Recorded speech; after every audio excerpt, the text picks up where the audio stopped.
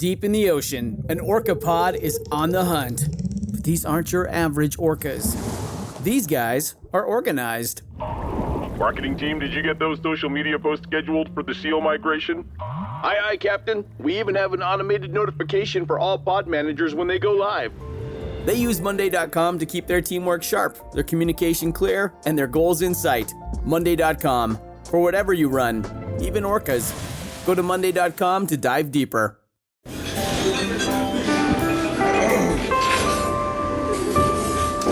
Well, I don't see the point in waiting any longer. So let's bring her out. The star attraction, the one you came to see.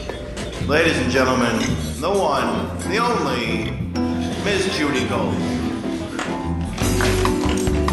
Hello! Okay, I'm just gonna preface this. This is a very exciting and special episode of Kill Me Now. It's live, which, we don't usually do. And I cannot believe who I get to talk to today. Quit it. All right, there's certain guests I have that, have a profound impact on my life.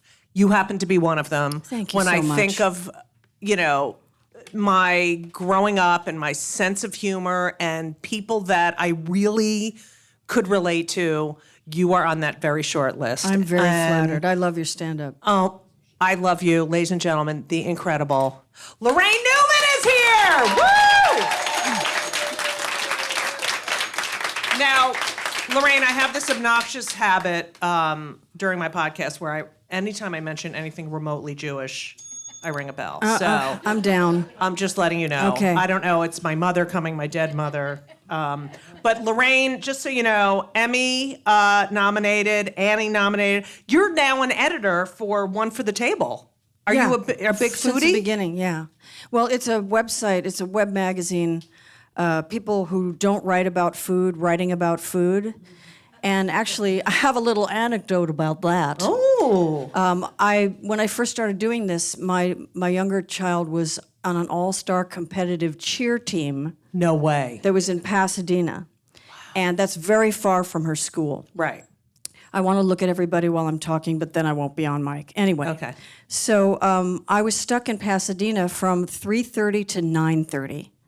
So I was just goofing around. Mm-hmm. And there's a product that is sold in a lot of places that are these big square marshmallows, mm-hmm. and then these incredible caramels made by Little Flower Baking Company. Mm-hmm. Well, they just happen to be in Pasadena. Mm. But the chefs all know one another. So right.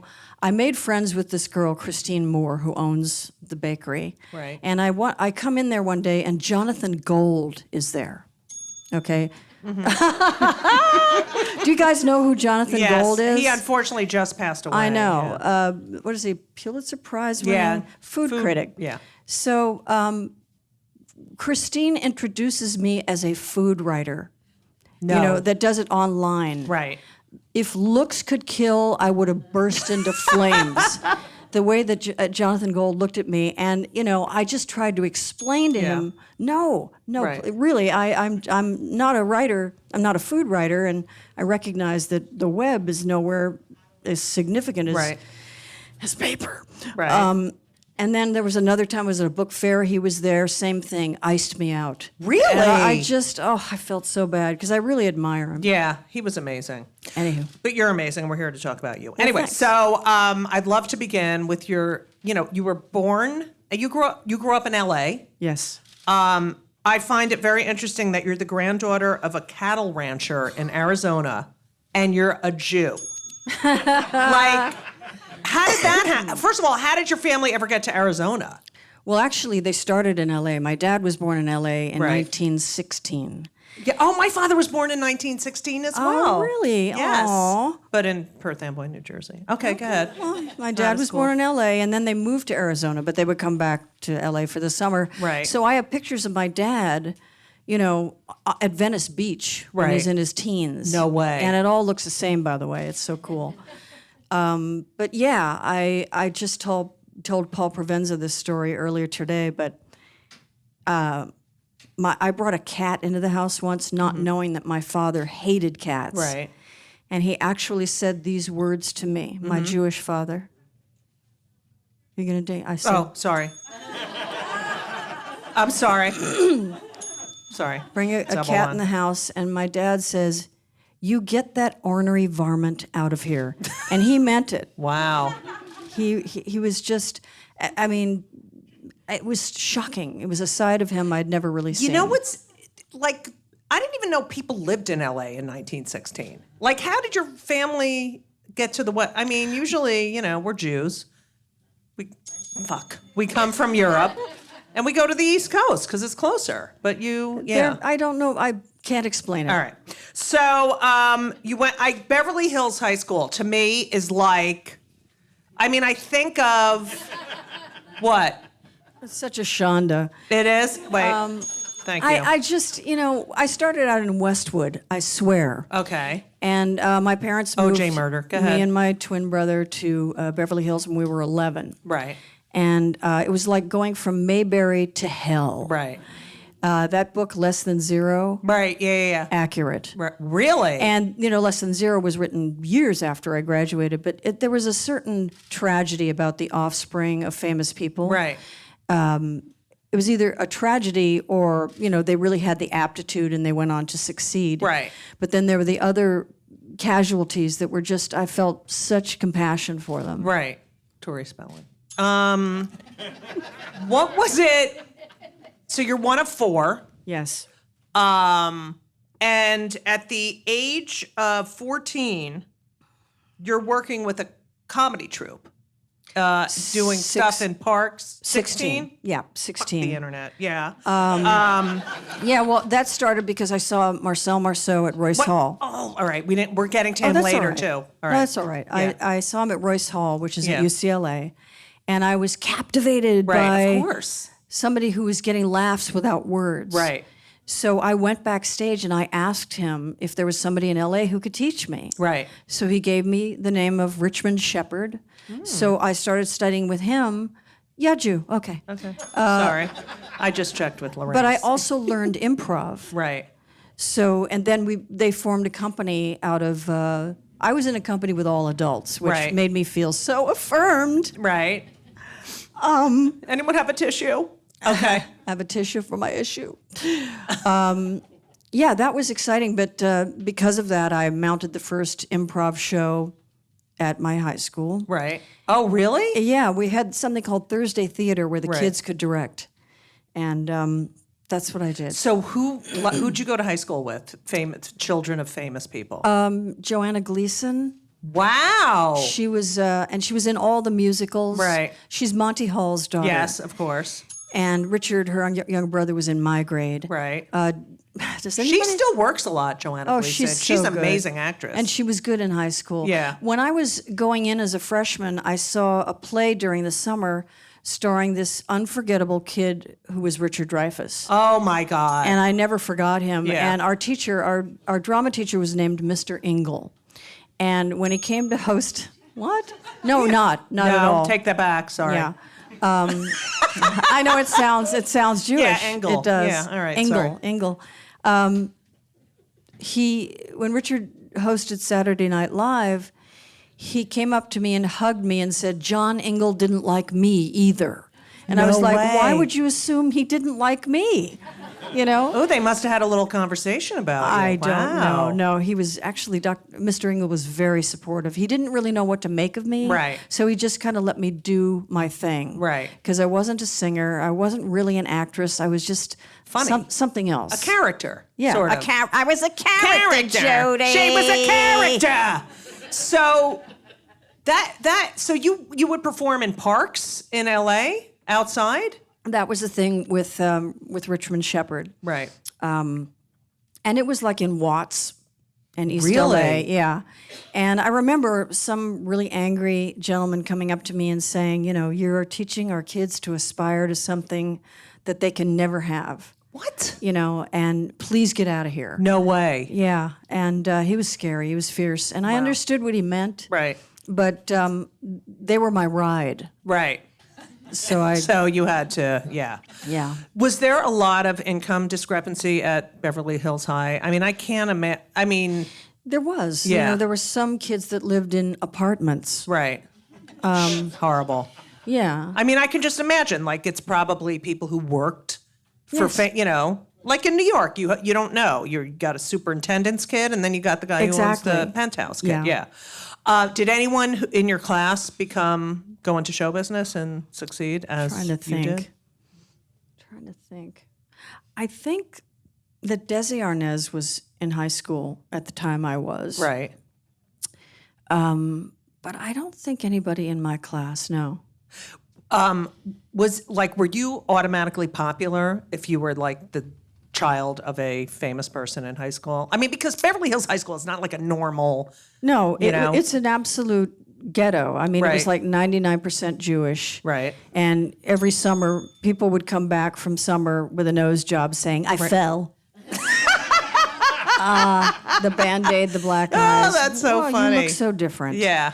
And that made me very angry. Right. And as a result, I didn't get a nose job till I was 30. Oh. I gave it a I chance. loved your nose. Well, it started to look like a baby shoe, so I knew it wasn't getting any better. I'm up to like boot. I'm up to, I think it's pretty. Well, I don't care.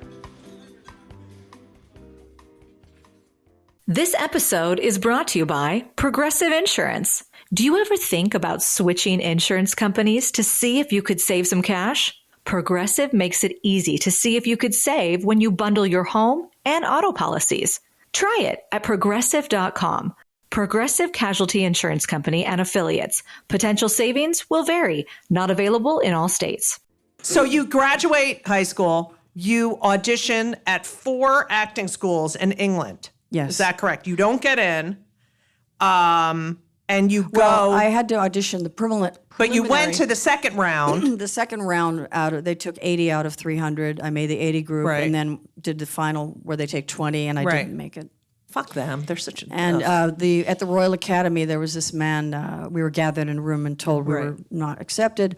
And this one Scottish kid who had such a bad attitude the whole time was, he's like, oh, those fucking cunts. Probably accepted all those Nancy boys I saw prancing around.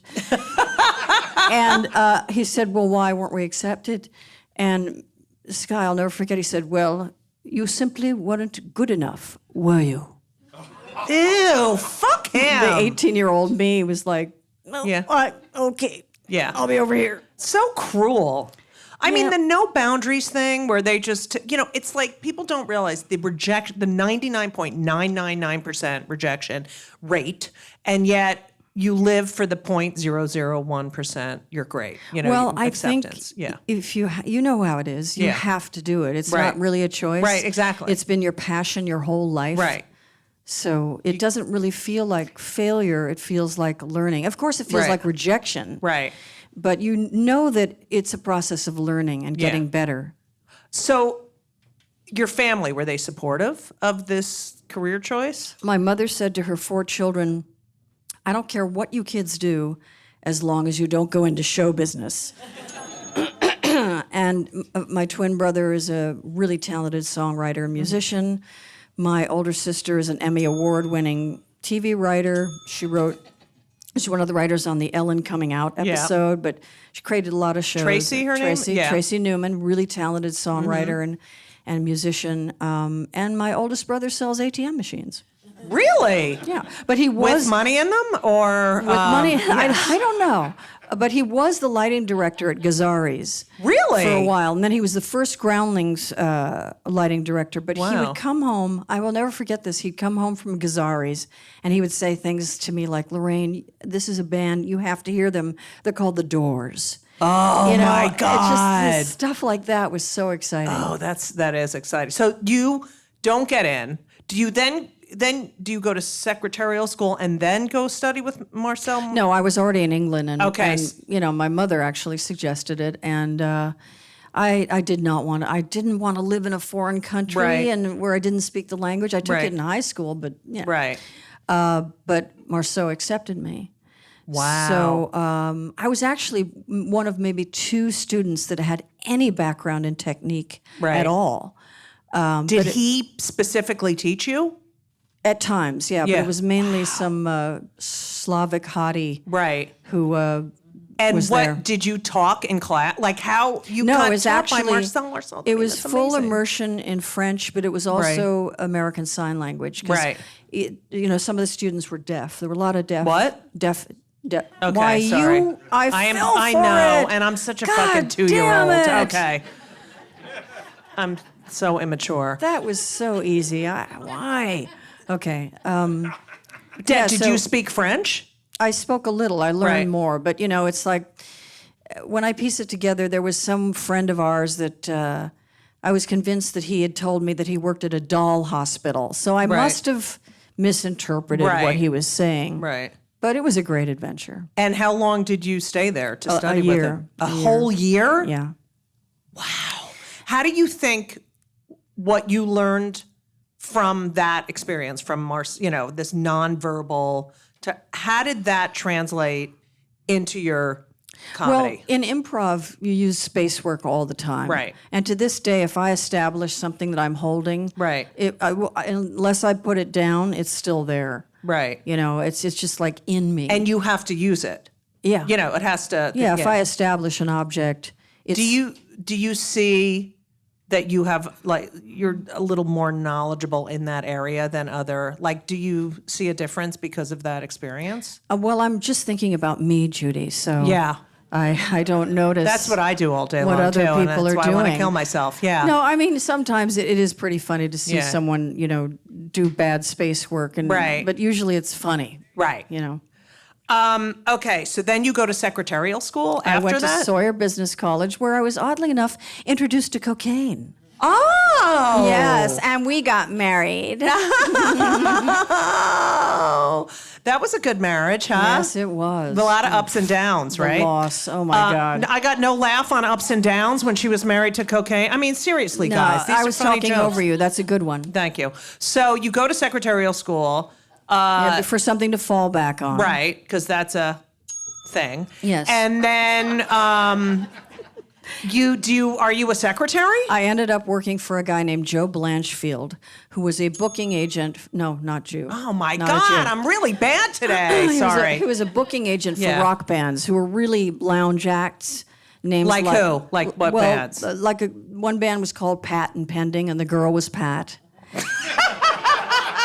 And his biggest group, though, was Cannibal and the Headhunters. So I loved just, being on the phone. Joe, Cannibal's on the phone.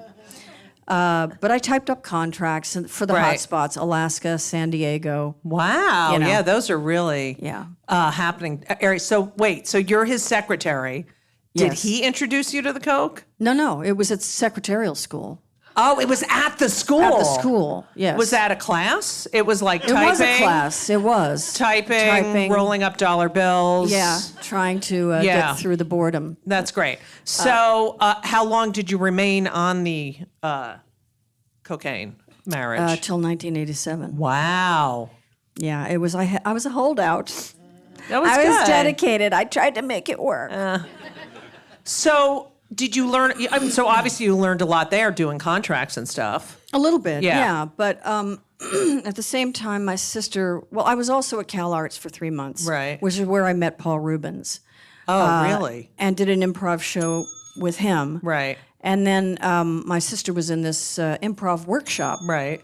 So, and I was at Cal Arts for 3 months, and I understood very clearly that I was not an actress. I Right. didn't want to do the things that you had to do that were required of you. Right. Which was, revealing an Every- intimate- I know. What is that? I just was not willing to do that. I think that some acting teachers do that and get off on it. Like that you have to act out the worst day of your worst experience and just Well, but I think people who are good actors, Right. and are able to evoke that in Right. a real way, it's cathartic for Right. the audience. And for the longest time, I always felt that there was something just a little unsavory and self-serving about being an actor. Right. But someone had said to me that really it is catharsis for an audience. Right. And Yeah, but you don't have to do it in front of. I mean, you can have that skill, but not have to. there are people who are willing to do it, Yeah. and those that are not go into comedy. Right. Exactly. You then, you're a founding member with your sister. Yes, we with Of the Groundlings. and everybody else in the group. Right. The workshop we turned into the Groundlings. Right. Yeah. Which this is before UCB, before everything. So they had in Canada, they had Second City. And Chicago, Second City. Chicago City Limit. Jane was in the Proposition, Right. and there was the committee in San Francisco. Right. And then you guys, and I mean, so many great people. My friend Judy Gold was a. Oh, Judy. Just talked about her today. Oh, you did? Yes. I love you, Judy. We love you. She was amazing. She Really was a funny. Groundlings. And now Yeah. her nephew, her sister, this is Joanne. Joanne, who's one of my best friends. Oh, really? Yeah. Oh, yeah, I stayed with them. Such a great writer. Yeah, she's amazing. And so Jamie, the little kid, now taking classes at she has a son Oh, the who's taking, Groundlings? yeah. Oh. So you, okay, so you found the Groundlings.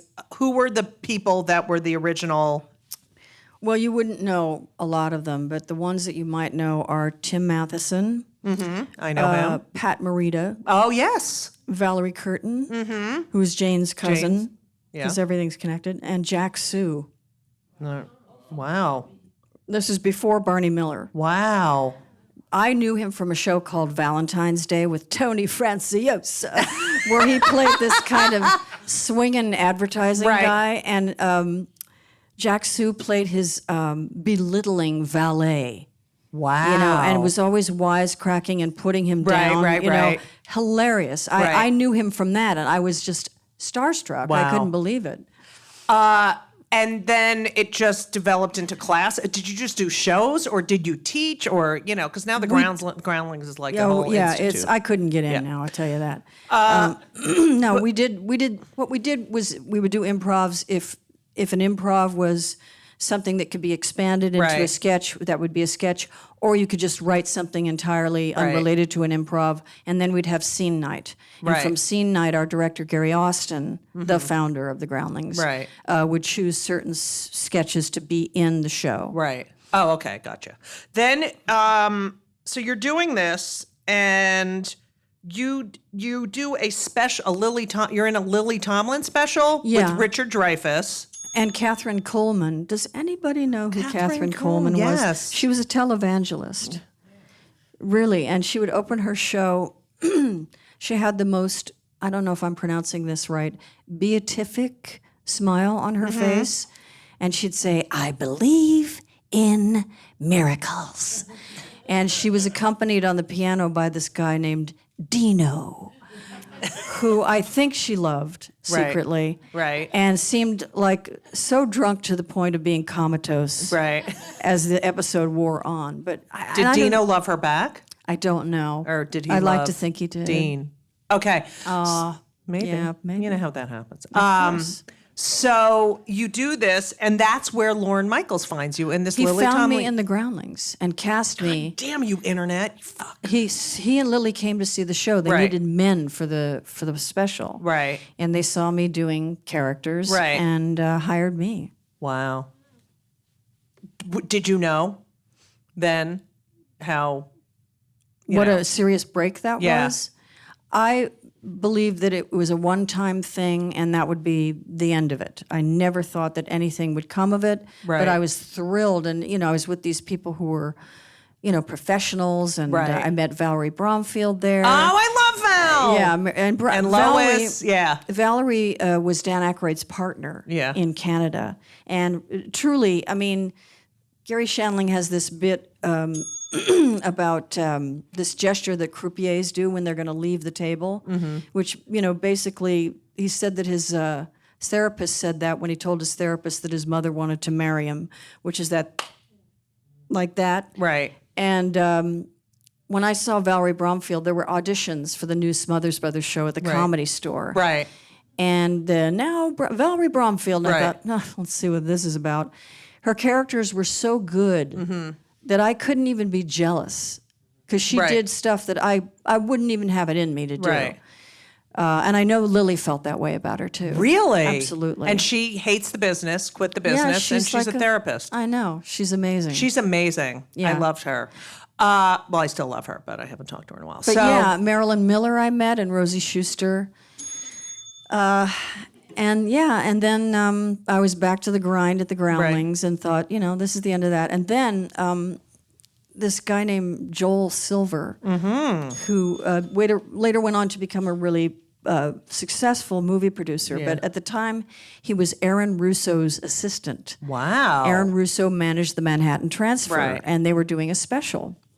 So Joel hires me. He sees the Valley Girl, and he hires me. Right. And I go to the rehearsal, and at the end, I'm like, "What time do you want me tomorrow?" And he was twisting in the wind because I was fired. Because, Aaron Russo did not get the Valley Girl at all. Wow. And I will always love him for that. He's got kind of a dicey reputation as kind of a beast, and I think, somebody imitated him on SCTV. Right. But I will always love him for that because it was hurting him to tell me I was fired more than it would hurt me. Right. And then another time I was brought in to audition for Bob Hope as the Valley Girl. And I went into Bob Hope's dressing room, and it was full of what I think were his... Me too? No, okay. It was no. Why not Me Too? Yeah. It was full of his golf buddies. I'm pretty sure that. Right. And he was sitting on a couch. His legs Man were spread, akimbo, a man spread. His arm was resting on a golf iron. And I swear to God, I think he might not have been wearing underwear because I could see. Gross. I could see the outline of his balls. Which, when you're trying to do an audition. No one wants to see Bob Hope's balls. So, exactly. And it was very distracting for the audition. Was it like his nose? Did they go up at the end? But he did not. I mean, he looked at me with these spaniel eyes, and it was just like, you do not belong in show business. Not even in the building of show business. Yeah, it's just constant. Oh, it's so mortifying.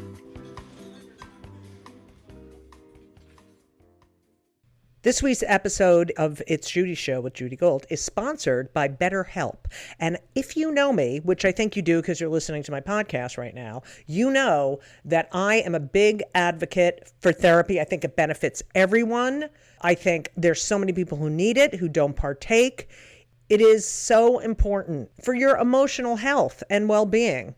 Therapy is fantastic. It is in every stretch of the imagination. And if you're thinking of starting therapy, please do it. But please give BetterHelp a try. It is entirely online. It's designed to be convenient. It's flexible. It suits your schedule. You fill out a brief questionnaire to get matched with a licensed therapist, and you can switch therapists anytime for no additional charge. I have switched therapists in my life. I've had many, many therapists, and sometimes it's not a great fit for you, but don't give up. Therapy is beneficial. You can learn about yourself, you can process, and just be emotionally healthy. I'm telling you, do it. BetterHelp is great because, when I used to schlep to my therapist's office, it was so annoying. You have to do it, and you sit there and you wait, and then I'm telling you, doing it online is fantastic. And BetterHelp is amazing. I know a lot of people who've used it. So if you're thinking about therapy, go to BetterHelp.com. Let the gratitude flow. This is Gratitude Month, people. So you need to let the gratitude flow with BetterHelp. Visit BetterHelp.com/JudyGold, JudyGold, today, and you will get 10% off your first month. That's BetterHelp, HELP.com/JudyGold. You're welcome. SNL. Yes. How does that, so where, when, how, so how do you find out you got it? Well, Lorne came to see me a second time in the Groundlings. Then he said, asked me to meet him at the Chateau Marmont, which is where he was living. Oh, wait, Lorne Michaels, sorry. Go ahead. And we're talking outside by the pool. Right. And he said, I'm hired to do a show in New York. It's to replace the Johnny Carson reruns on the weekend. It's for 13 weeks with a 5-year option, and I'm thinking like that'll ever happen. Yeah, right. Do you have your own apartment? Are you living with your parents still? I have my own apartment. Okay, go ahead. Sorry. And he said it's a cross between Monty Python and 60 Minutes. I didn't know who Monty Python was. Wow. But I knew that I would work with Lorne no matter what, Right. because I really appreciated his taste. Because he really got the joke in ways that I don't think anybody Right. did at that time. And he said you'd be living in New York, and that's when my stomach fell into my feet. Right. Because it scared me. New York Right. scared me. It Had just- you ever visited or? Yes. Yeah, okay. Once. Right. But I would never have moved there to make it, Right. you know. But I thought, oh, well, it's 13 an weeks. adventure, I could yeah. do 13 weeks. Right. Drove cross country with my What kind of boyf- car? A VW Bug. Color? Yeah, blue. All my written material in the car. Do you know the actor Vincent Schiavelli? He Yes. was in a lot of Milos Forman Yeah, movies. yeah. He was friends with my boyfriend at the time, so I think we stayed at his place in the Village. Okay. And then we had to move up to Midtown, and our car was stolen No fucking with way. all my written material. No way. So, you know. And you were probably more upset about the material than the car. Oh, of God, course. yes. Yeah. And I had my grandmother's jewelry in there, all my clothes, God. all my clothes. fuck. The only thing I had was what I was wearing. Right. And at first I thought, gee, this is so freeing. Right. And then later on, I realized, gee, this is Fucked up. bad. Yeah. This is bad. And especially since Lorne had asked me to do kind of a performance for the writers. Right. Because they didn't know my work. Right. They didn't know my characters. Well, you know. Did everyone have to do that? No. Wow. Okay. I mean, but Gilda and I saw Jane Curtin's audition. It was between Really? her and Mimi Kennedy. wow. And really? they were both great. Right. But we watched a lot of auditions. So were you one of? So you were one of the first people he said you're in this? I think, yeah. I mean, I didn't knowingly audition. Right. That's my point. But Because had that's I the known, best way Oh, to God, audition. Yeah, but then having to do a show for the writers, I knew I was pretty much auditioning. Auditioning. Right. And Who were the writers at the time? the original writers? It was Tom Schiller, Ding, Alan Zweibel, Michael O'Donoghue, don't ding. Oh my God, Franken and Davis. You can ding for Franken. Yeah, Franken. Jim Downey, but he came the second Right. year. Rosie Schuster, Ann Beats, Marilyn Miller. Herb Sargent. Chevy and Garrett were hired as writers. Wow. And then they, So you went into a room. Were they all there? yeah. Did And they react? Because you know how horrible it is. let me just set the scene. Okay. Sorry. First of all, I didn't remember some of these characters I hadn't performed in months. Right. So, I couldn't remember the connective tissue that filled in these monologues, from these one to character another, yeah, monologues. So I was scared shitless. No saliva in my mouth, nauseous, trembling, Right. freezing. Out of body experience. I could see myself from, I was watching myself from a corner of the ceiling. And I was awful. I mean, it was absolutely terrible. Not the best foot forward, but what eventually happened was that I would sit in on writing sessions and I would see if maybe a character of mine could work in that sketch. Oh, that's a good And idea, I would yeah. do the character, I would improvise lines for that Right. character, and that's how people were able to see what I did. So what were the writing sessions like? I mean, and how long were they? All Was night. everyone in them? Were they in a Jane- room all together? No, everybody had their own office. But Okay. when I did my audition, we had no furniture anywhere. There was no furniture. All there were these long phone cords with telephones. Right. That was it. No chairs, nothing. Wow. And then, they built the offices. Everybody had their own office. Right. But I'm going to burp. All right. Good one. Okay. The host would come on Monday. Everybody would pitch their ideas. Lorne would choose certain ideas to work on. And then the writers would start Monday night Tuesday, all day Tuesday night into Wednesday for read through. And I don't know if anybody necessarily chose to work all night, but it was a 90-minute show live every week. Right. You know, and sets would be built once, you know, Lauren chose the sketches for the show. Right. Sets So they would started Wednesday night They started building the building set for sets. Saturday. Yeah. That's amazing. It is amazing when I think about it. There's nothing more heroic than a crew, a TV crew. Oh, beyond. You know, even when you watch it now and you see when they go to commercial, you see, you know, scenes being moved about and sets being changed. It's like a ballet. Right. They're really, to me, they're just heroic. So it's you, Jane. Jane was never there. Really? She was never there for the writing. She went home like a Who smart would be? person. Who was there? What are the other? Was Chevy would Chevy. be there. Me, Gilda. John would not be there. Danny was a big time writer. Right. He wrote a lot on the show. Jim or John? I'm sorry. John would be there to hang out with Danny. I don't know Right. that he necessarily wrote. Right. Did the people who wrote and performed, they were compensated differently, correct? Pardon me? The people who wrote and performed, like Chevy, who was a writer and I don't know the answer to that. wow, because now of course they would be. Yes, because of I really don't know the answer to that. So, first show. First show. First show. Are George you Carlin. like? Do you have any clue? Any clue? No. Are you freaking out? I'm not a big picture gal. Right. And we had very little to do. Right. So I wasn't really freaking out. But I remember they had written, George Carlin did not want to do any sketches. And they had written this great sketch for him, which was Alexander the Great's high school reunion. And it was so good. And when I saw that it was being cut, I just couldn't understand it. Right. You know, and that was just shapes of things to come, of course. Right. But at the time, I just thought, man, you know, they don't know what they're missing. You know, now they do the rehearsal show with an audience. Right. At whatever. Which is really, if you ever get tickets to see SNL, go to the dress rehearsal. Yeah, the dress rehearsal, because you see the full show and then they cut stuff out for the real Right. show. Yeah. And that was the way it was. And it still is. Yep. So was it, you're live? Was there an element of, oh my God, we're live? I don't think you can really be aware of anybody other than the 300 people in the studio. Right.